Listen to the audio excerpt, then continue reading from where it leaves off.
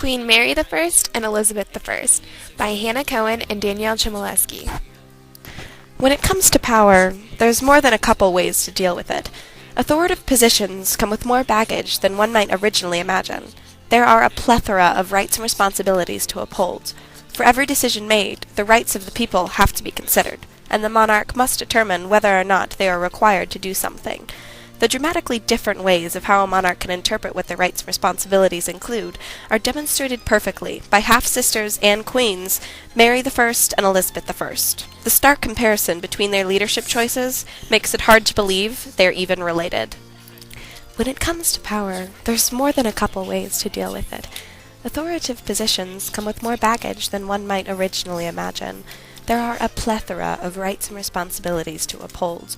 For every decision made, the rights of the people must be considered, and the monarch must determine whether or not they are required to do something. The dramatically different ways of how a monarch can interpret what their rights and responsibilities include are demonstrated perfectly by half-sisters and queens, Mary I and Elizabeth I. The stark comparison between their leadership choices makes it hard to believe they were even related. Both Queen Mary I and Queen Elizabeth I ruled over England after their father's death in the Protestant Reformation. The queens had different styles of ruling and found it to be their responsibility to unite the country under one religion. Mary fought for the religious rights of Catholics, and Elizabeth fought for the religious rights of Protestants. Though both had a lasting impact on England, Queen Elizabeth I had a more positive impact on the country because she was able to eventually unite England under one religion and thrive as a world power. Mary I and Elizabeth I are both still very well known, even today, however, for very different reasons. On one hand, there is Mary I, disliked by nearly all for her malicious acts against Protestants. Unable to adapt and change to modern times, she abused the rights and responsibilities given to her as queen, and was nicknamed Bloody Mary because of it. On a drastically different side of things, there's Elizabeth I. Coming to throne after Mary I, Elizabeth was adored by her people. She led England to victory and helped them out of times of great sorrow.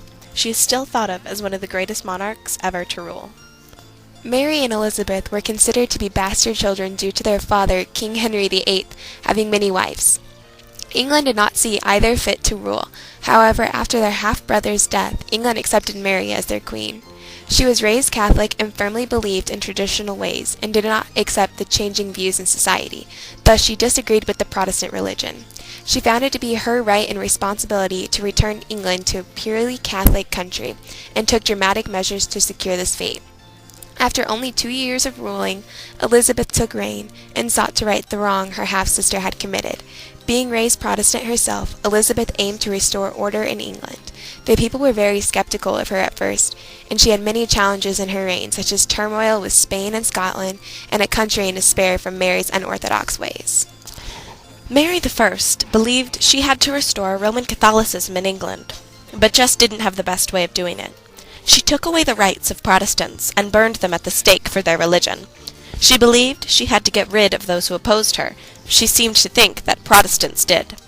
Elizabeth I became queen and created a fresh start, giving the Protestants rights by declaring the Church to be Protestant. Non-Protestants were not forced to convert, and she allowed them to practice their religion in the safety and privacy of their own homes. Mary married her cousin Philip II of Spain to aid in her attempt to restore England to Catholicism, seeing as Philip was from Spain and they were a Catholic country. In her attempt to fulfill her self-imposed responsibility, she led raids on many Protestants and became a vastly unpopular queen. When Elizabeth took reign, she faced many obstacles, but found it to be her responsibility to bring peace back to the country. In her attempt to retain order, she declared England to be a Protestant country and made strict laws about religion to prevent a rebellion. She found it her responsibility to never marry, so she could continue her reign. Mary I's mass and public executions of Protestants resulted in much hate being sent her way. She asserted her commitment to traditional religion, which in her belief was Roman Catholicism, and let all of England know. The settlements of her father, Henry VIII, were destroyed, and she returned to England to papal allegiance. Elizabeth I made a much more positive impact on England, by first giving the rights back to Protestants. She strove for religious uniformity, and she put England back on the map as a source of power by strengthening it both internally and externally. Queen Elizabeth took a country in turmoil and full of people who doubted her and brought the country to order. No longer did people see England as a weak country, they saw it as a world power. By Elizabeth being able to defeat the Spanish Armada, England grew as a naval threat.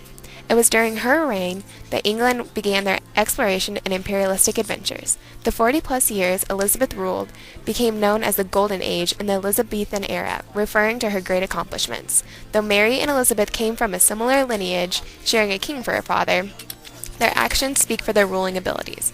It is clear that Elizabeth had a stronger and more positive, lasting impact on England and will forever be in history as one of England's greatest queens.